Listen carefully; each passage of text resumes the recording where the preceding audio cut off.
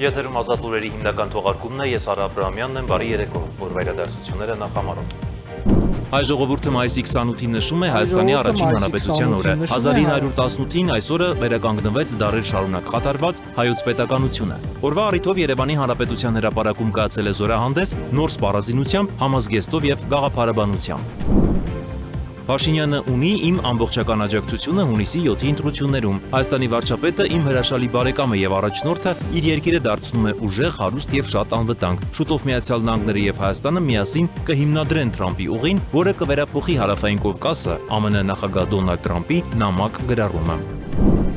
Մենք ականատես ենք Հայաստանի հետ հրաշալի նոր հարաբերությունների ծնունդին, որոնք շատ երկար ժամանակ գտնվում էին լճացման վիճակում։ ԱՄՆ պետքարտուղար Մարկո Ռուբիոյի հայտարարությունը նախարարների կաբինետի նիստում։ Հայաստանը որևէ հարցում այլևս առանց այլընտրանք չի մնալու, հայտարարել է Փաշինյանը Հանրապետության օրվա զորահանդեսից հետո։ Վարչապետի ճեպազրույցի կարևոր շեշտադրումները։ Հայաստանը պաշտոնապես միանում է արհեստական բանականության գլոբալ ենթակառուցվածք ունեցող երկրներին։ Այս մասին սոցցանցի իր էջում հայտնել է Մխիթար Հայրապետյանը։ Հունիսի 1-ին կգործարկվի աշխարհում եզակի Nvidia Blackwell B300 չիպերով աշխատող արհեստական բանականության տվյալային կենտրոնը ԱԲ գործարանը։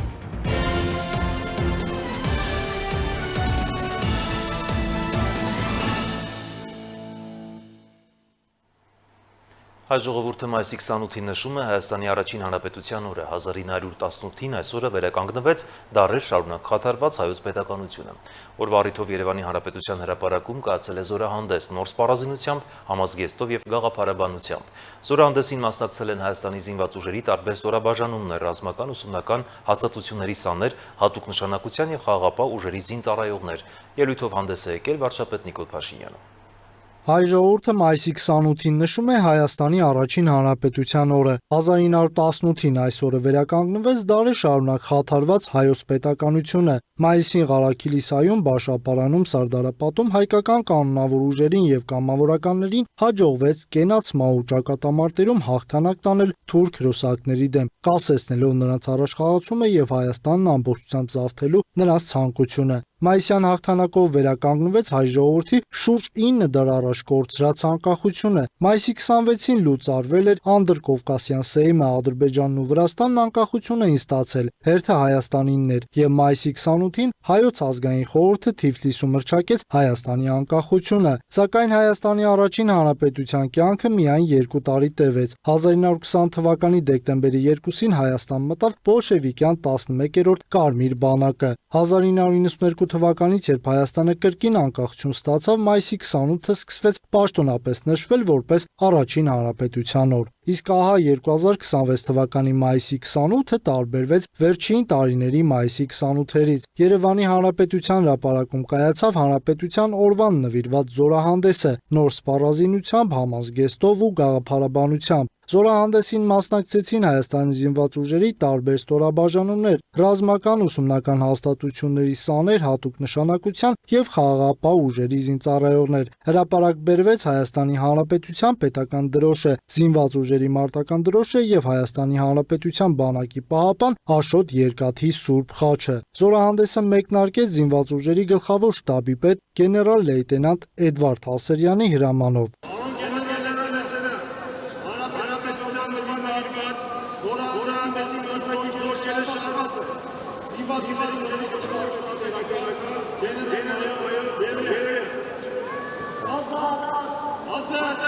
Դրանից հետո պաշտպանության նախարար Սուրեն Պապիկյանն ու Էդվարդ Հասերյանը շրջեցին հրապարակում շարված զորախմբերի առջևով, շնորհավորելով հանրապետության օրվա առթիվ։ Նրանք ողջունեցին Մոնթե Մերկոնյանի անվան ռազմամարզական վարժարանի, Վազգեն Սարգսյանի անվան ռազմական ակադեմիայի, Պաշտպանական ազգային հետազոտական համալսարանի, հատուկ նշանակության ստորաբաժանումների, խաղաղապահ ուժերի, տարածքային պաշտպանության զորքերի, ռազմական ոստիկանության, բանակային զորամիավորումների, ազգային անվտանգության ծառայության սահմանապահ եւ հատուկ նշանակության զորքերի, նաև բանակի կին զինծառայողների անձնակազմներին։ Զորախմբերի ողջույնից հետո պաշտպանության նախարարի մեքենան շարժվեց դեպի կենտրոնական տրիբունա, որտեղ պաշտպանության նախարար Սուրեն Պապիկյանը զեկուցեց վարչապետ Նիկոլ Փաշինյանին, որից հետո վարչապետը հանդես եկավ ելույթով։ Մինչ ելույթի մեկնարկը հնչեց օրհներգը։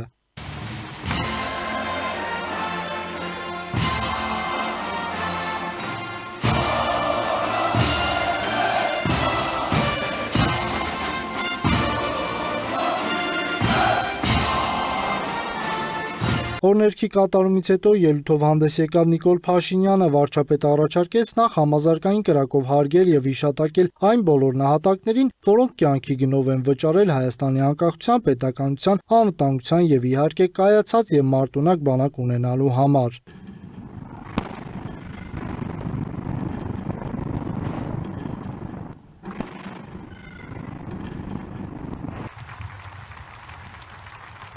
Վարչապետը ողջունելով ներկաներին, պետական այրերին եւ զինված ուժերի ներկայացուցիչներին կարճ պատմական ակնարկ կատարեց, ապա ընդգծեց, որ երկար տասնամյակների պայքարից եւ թշնամանքից հետո Հայաստանն ու Ադրբեջանը հասել են խաղաղության, հասել են մի կետի, որը երկու երկրների հարաբերություններում նոր էջ է բացելու նոր հնարավորություններով։ Ըստ Փաշինյանի, ներկայում Հայաստանը շարժվում է այն օրակարգով, որ ինչպես հազարամյակներով գոյություն է ունեցել, այնպես էլ այդ մտայնությամբ եւ հստակ քայլելով շարժվելու է նաեւ ապագայում։ Սա նշանակում է, որ բոլոր իրավիճակներում պետք է կենտրոնացած մնանք պետության շահի վրա, երբ պետությունն ու նրա շահը, նրա անվտանգությունը, ազատությունն ու բարեկեցությունը դառնում են գործողությունների եւ որոշումների առանցքային ելակետ, եւ պետությունն էլ իր հերթին դառնում է սեփական քաղաքացիների անվտանգության, ազատության, բարեկեցության գործիք։ Պետության վերելքի այդ հայեցակարգը առաջնորդում է մեզ եւ մենք գնում ենք այս ճանապարհով։ Հայաստանի Հանրապետությունը գնում է այս ճանապարհով եւ հաստատված խաղաղությունը, նրա հետագա ինստիտուցիոնալացումը, պետության իրավական հիմունքների զարգացումն ու ամրապնդումը, Հայաստանը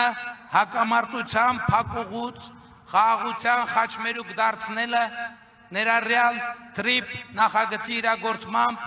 ինչպես նաև քաղաքացիների անվտանգությունը,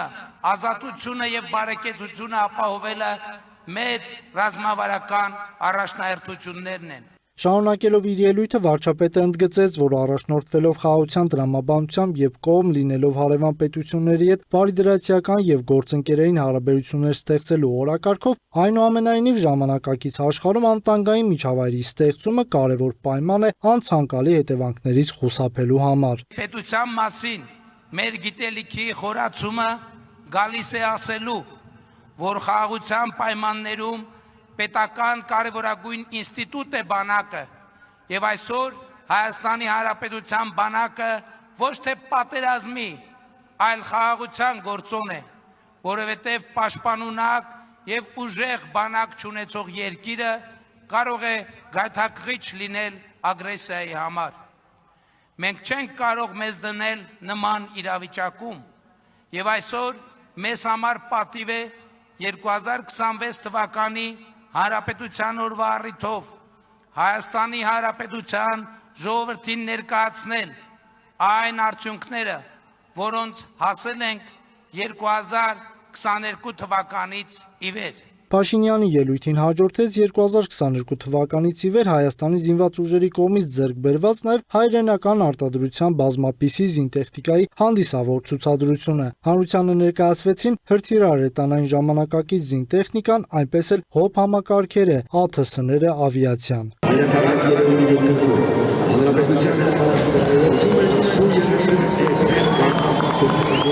Ընդգծենք, որ Հանրապետության օրվա առթիվ եւ զորահանդեսի կապակցությամբ շնորհավորական ուղերձներով հանդես են եկել Ազգային ժողովի նախագահ Ալեն Սիմոնյանը, Հայաստանի Հանրապետության նախագահ Վահագն Խաչատուրյանը, պետական այլ այրեր։ Նրանց բոլորի ուղերձներում կարմիր գծով անցնում էր Հայաստանի ինքնիշխանության, սուվերենության, պետականության եւ խաղաղության պահպանումը։ Զորահանդես հաշվետվությունից հետո Հանրապետության հրապարակում ներկա հազարավոր քաղաքացիներ ծափահարություններով ու Նիկոլ վարչապետ վանկարկելով ճանապարհեցին Նիկոլ Փաշինյանին եւ մյուս պետական այրերին։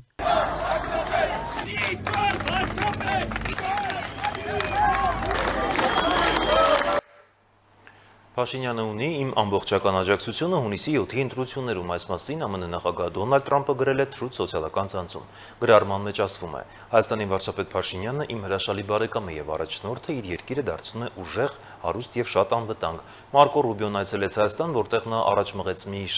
մի քանի կարևոր գործարքներ մեր երկու երկրների համար։ Շուտով Միացյալ Նահանգները եւ Հայաստանը միասին կհիմնադրեն Տրամպի ուղին, որը կվերափոխի Հարավային Կովկասը եւ կօգնի մեր հրաշալի ամերիկյան էներգետիկ ընկերություններին հասանելիություն ձեռք բերել Կենտրոնական Ասիայից մինչեւ Միացյալ Նահանգներ։ Այս պատճառները հաշվի առնելով Նիկոլը վայելում է իմ ամբողջական ու լիակատար աջակցությունը 26 թվականի հունիսի 7-ին վերընտրվելու համար։ Նիկոլի օգնությամբ մենք Միացյալ Նահանգները, Հայաստանը, Հարավային Կովկասը եւ Կենտրոնական Ասիան կհասցնենք ավելի մեծ բարձունքների, քան երբևէ նշել է Տրամպը։ Փաշինյանը արձագանքել է Տրամպի գրառմանը եւ գրել. նախագահ Տրամպին շնորհակալ եմ բարձր գնահատականի եւ բարեկամական խոսքերի համար։ Մենք ականատես ենք Հայաստանի հետ հրաշալի նոր հարաբերությունների ծնունդին, այս մասին էլ հայտարարել է ԱՄՆ պետքարտուղար Մարկո Ռուբիոն նախարարների կաբինետի նիստին նախագահ Դոնալդ Տրամպին զեկուցելով Հայաստան կատարած իր այցի մասին։ Նա նշել է. մենք ստորագրեցինք ռազմավարական գործընկերության մասին խարտիա, նախաստորագրեցինք TRIP նախագծի շրջանակային համաձայնագիրը, նաև հուշագիր կրիտիկական նշանակություն ունեցող հանքանյութերի վերաբերյալ։ Մենք ականատես ենք Հայաստանի հետ հրաշալի նոր հարաբերությունների ծնունդին, որոնք շատ երկար ժամանակ գտնվում էին լճացման վիճակում, այնպես որ այս ուղղությամբ եւս գործերը լավ են ընթանում։ TRIP նախագիծը կդառնա Հայաստանի ու Ադրբեջանի միջև վերջնական խաղաղության համաձայնագրի առանցքային սյուներից մեկը, ապահովելով ենթակառուցվածքների անվտանգությունը եւ տարածաշրջանային կայունությունը, նշել է Ռուբիոն։ Հայաստանը որևէ հարցում այլևս առանց այլընտրանք չի մնալու, հայտարարել է Փաշինյանը Հանրապետության օրվա զորահանդեսից հետո։ Լրագրողների հետ զրույցում նա ասել է, որ ցուցադրված զինտեխնիկան բանակի կերպափոխման հաշվետվությունն է, իսկ Հայաստանի նոր ռազմավարությունը պաշտպանունակության բարձրացումը, արտաքին կապերի դիվերսիֆիկացումը եւ ինքնիշխան որոշումների կայացումը առանց մեկ կենտրոնից կախվածության։ Վարչապետի ճեպազրույցի կարևոր շեշտադրումները։ Բանակի կերպարանափոխումը պատերազմի մասին չէ, խաղաղության մասին է։ Մենք որևէ մեկին ջախջախելու խնդիր չենք դնում։ Մեր խնդիրն է բարձրացնել Հայաստանի պաշտպանունակությունը։ Այս մասին Հանրապետության հրապարակում անցկացված զորահանդեսից հետո լրագրողների հետ զրույցում ասել է վարչապետ Նիկոլ Փաշինյանը։ Վարչապետի խոսքով զորահանդեսը բանակի կերպարանափոխման հաշվետվություն էր։ Ցուցադրված զինտեխնիկան ձեռք է բերվել վերջին տարիներին, ներկայացվել է 7 երկրի արտադրանք։ Փաշինյանը շեշտել է, Հայաստանի նպատակը ոչ թե ագրեսիվ ռազմական օրակարգն է, այլ պաշտպանունակության բարձրացումը։ Անդրադառնալով Բաքվում պահող հայերի, այդ թվում Ռուբեն Վարդանյանի հայտարարություններին, վարչապետը նշել է, որ նման հայտարարություններ չի մեկնաբանում, քանի որ պարզ չէ, ինչ պայմաններում են դրանք արվում։ Մենք ամենօրյա աշխատանք ենք տանում անազատության մեջ գտնվող մեր հայրենակիցների ազատ արձակման խնդիրը լուծելու համար, եւ ինչպես իմ ելույթում ես ասացի, որ բանակի կերպափոխումը պատերազմի մասին չէ, այլ խաղաղության մասին։ Մենք որևէ մեկին ջախջախելու խնդիր չենք դնում, մենք խնդիր ենք դնում Հայաստանի պաշտպանունակությունը բարձրացնելու,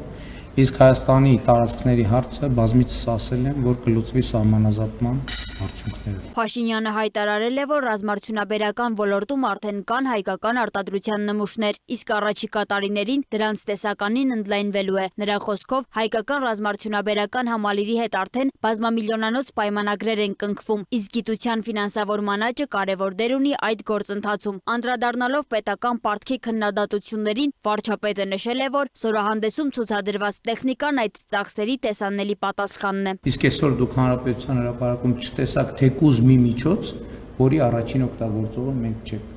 եւ որը արտադրված չէ Հայաստանի Հանրապետության համար։ Մեկը կարա հաշվի, քանի միլիարդի զենք անցել այսօր Հանրապետության հրապարակում, քանի միլիարդ դոլարի զենք անցել Հայաստանի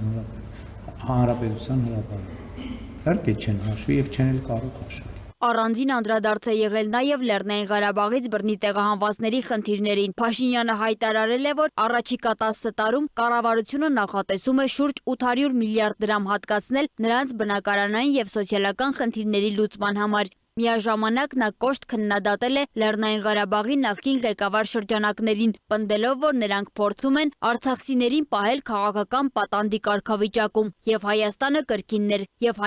կրկին ներքաշել պատերազմի օրակարգ։ Այսօր նրանք Ղարաբաղի մեր ժողովրդին չեն թողում տնավորվեն։ Մենք պլանավորել ենք առաջիկա 10 տարում 800 միլիարդ դրամ հատկացում անենք, որ այդ ժողովուրդը վերջո տնավորվեն, հանդարտվեն, հանգստանան, պանդուխտի եւ գաղթականի հոգեբանությունից դուրս գան, բայց այդ փոքր փախած պսևդոէլիտա չի ուզում հանգիստ տալ ժողովրդին։ արտաքին քաղաքականության մասով վարչապետը կրկնել է Հայաստանի նոր ռազմավարությունն է որևէ հարցում առանց այլընտրանքի չմնալը։ Նրա խոսքով դա վերաբերում է անվտանգությանը, էներգետիկային, տնտեսությանը, արտահանման եւ ներմուծման շուկաներին։ Հայաստան-Ամերիկայի Միացյալ Նահանգներ հարաբերությունների համատեքստում Փաշինյանն անդրադարձել է Ամերիկայի Միացյալ Նահանգների պետքարտուղար Մարկո Ռուբիոյի այցին եւ Թրամփի ուղի հանուն միջազգային խաղաղության եւ բարգավաճման նախագծի շրջանակային համաձայնագրին։ Վարչապետի խոսքով այցը պայմանավորված էր փաստաթղթի տեքստի վերջնականացմամբ, իսկ թրիփը ուղիղ կախված չէ Հայաստանի եւ Ադրբեջանի միջև խաղաղության պայմանագրի ստորագրումից կամ վավերացումից։ Մեր ռազմավարությունը հետեւյալն է, ընդհանրապես մենք այսուհետև երբեք որևէ հարցում առանց այլընտրանքի չենք մնալու, երբեք եւ որևէ հարցում չի լինելու որևէ հարց, որ Հայաստանի Հանրապետությունը չունենա այլընտրանք։ Եվրամիության հետ մեր առաջիկա համագործակցության կարևոր ուղղություններից մեկը լինելու է վերականգնվող էներգետիկայի ոլորտում համագործակցությունը։ Դուք գիտեք նաև, որ միջուկային էներգետիկայի ոլորտում մենք ակտիվ բանակցությունների մեջ ենք մեր բոլոր գործընկերների հետ եւ սպասում ենք լավագույն առաջարկին կամ ընտրում ենք լավագույն առաջարկը։ Եթե լավագույնը կլինի ռուսական առաջարկը, մենք ռուս գործընկերների հետ մոդուլյար ատոմական կկառուցենք, եթե ամերիկյանը Ամերիկայի գործընկերների հետ, եթե չինականը Չինաստանի, եթե կորեականը Կորեայի, եթե ֆրանսիականը Ֆրանսիայի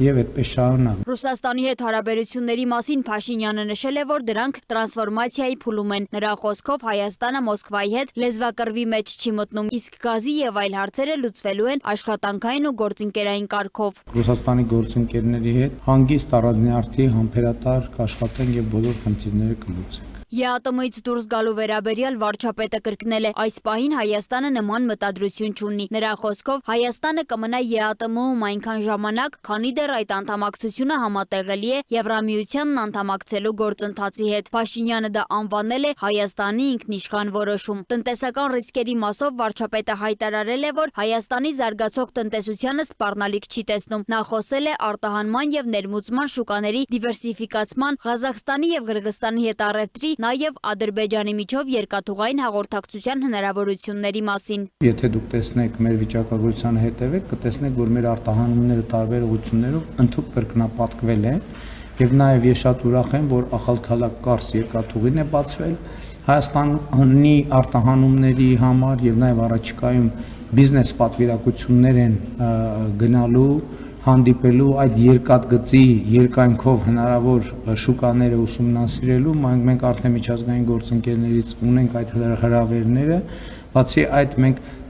ընդ որում Եվրասիական տնտեսական միության պոտենցիալը ամբողջությամբ օգտագործված չի։ Գյուղմթերքի, մասնավորապես ելակի եւ ծաղիկների արտահանման խնդիրների վերաբերյալ Փաշինյանը նշել է, որ միակ ճանապարհը միջազգային ստանդարտներին համապատասխան արտադրանք ունենալն է։ Նրա խոսքով կառավարությունը չի պատրաստվում ինքնիշխանության հաշվին պաշտպանել ստանդարտներին չհամապատասխանող ապրանքների արտահանումը։ Ներքաղաքական թեմաներից Փաշինյանն անդրադարձել է Ռոբերտ Քոչարյանի հայտարարություններին եւ հնարավոր հեղաշրջման մասին խոսակցություններին։ Նա հայտարարել է, որ Հայաստանի իրավապահ եւ ինստիտուցիոնալ համակարգը բավարար է ցանկացած հեղաշրջման փորձ կանխելու համար։ Ինչ վերաբերում է Սամվել Կարապետյանին, ապա վարչապետը հայտարարել է, որ նրա դեմ եւս մեկ դատական հայց է ներկայացնելու։ Երեկվա Արմենիա հեռուստաընկերության տված հարցազրույցից հետո նրանք հայտարարել են, որ ես հաստատել եմ, որ 300,000 ադրբեջանցի է վերադառնալու կամ գալու բնակեցնելու Հայաստան։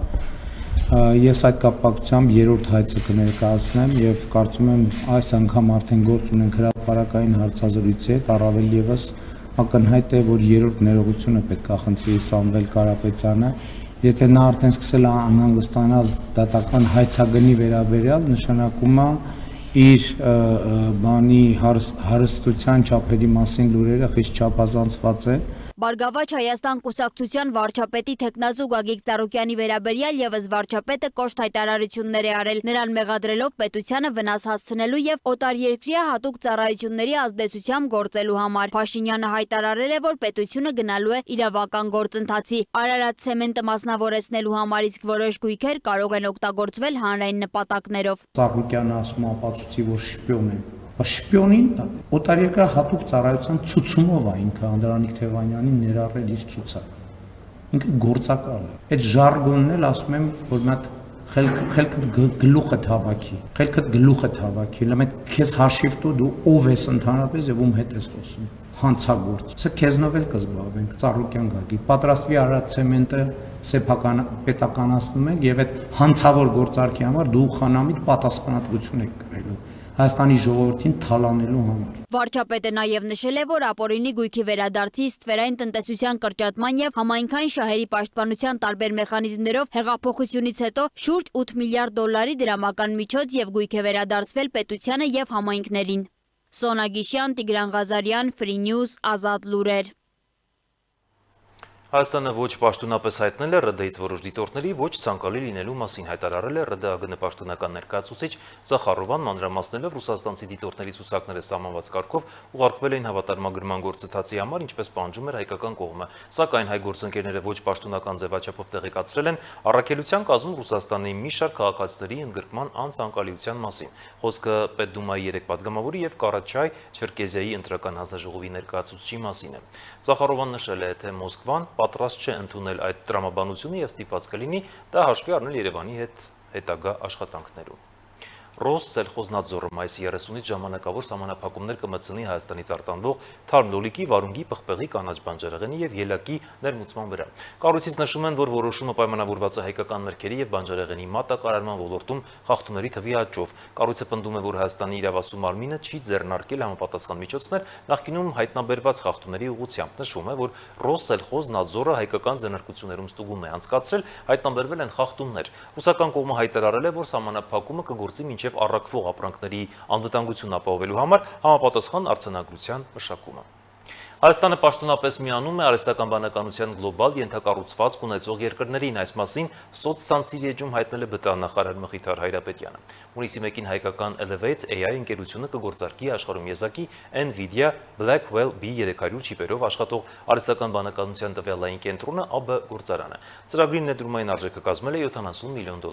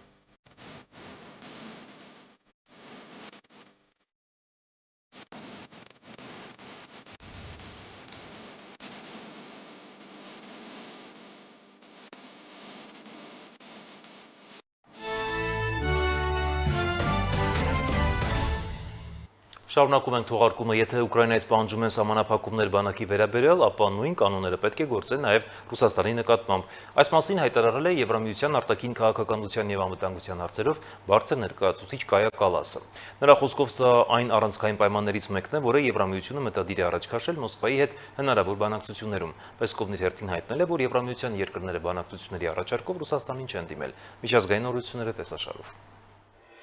Ամերիկայի Միացյալ Նահանգների նախագահ Դոնալդ Թրամփը հայտարարել է, որ դեմ է Իրանի հարստացված ուրանը Ռուսաստան կամ Չինաստան տեղափոխելու տարբերակին։ Ամերիկայի Միացյալ Նահանգների նախագահի խոսքով Վաշինգտոնը նաև չի քննարկում պատժամիջոցների մեղմացումը կամ Իրանի ֆինանսական միջոցների ազատ արձակումը։ Թրամփը նշել է, որ Ամերիկայի Միացյալ Նահանգները վերահսկում է այն գումարները, որն իրանական կողմի պնդմամբ պատկանում է Թեհրանին։ Թրամփն ընդգծել է, որ Վաշինգտոնը շարունակելու է այդ գումարների վերահսկողությունը։ Երբ նրանք անեն այն, ինչ ճիշտ է, մենք թույլ կտանք նրանց ստանալ իրենց գումարները, հայտարարել է Դոնալդ Թրամփն անդրադառնալով Իրանի շուրջ բանակցություններին։ Իսրայելը նախազգուշացրել է Լիբանանի հարավում գտնվող Տիր քաղաքի բնակիչներին առաջիկա ավիահարվածների մասին եւ պահանջել անհապաղ տեղափոխվել երկրի հյուսիսային շրջաններ։ Այս մասին հայտնում է ՏԱՍՍ-ը։ Իսրայելի պաշտպանության բանակի ներկայացուցիչը հայտարարել է, որ հարվածները կուղվեն Հեզբոլլահի ռազմական ենթակառուցվածքների դեմ։ Ըստ աղբյուրի թիրախավորվելու են ոչ միայն Տիրը, այլև քաղաքի արվարձանները։ Մայիսի 26-ին Տիրի մերձակայքում գտնվող փախստականների ճամբարի վրա իսրայելական ավիահարվածների հետևանքով զոհվել էր 16 մարդ, այդ թվում 2 երեխա եւ 3 կին։ Ավելի վաղ մարտի 11-ին Տիրի վրա հասցված հարվածների հետևանքով վնասվել էին նաեւ քաղաքի հանգստյան օբյեկտները։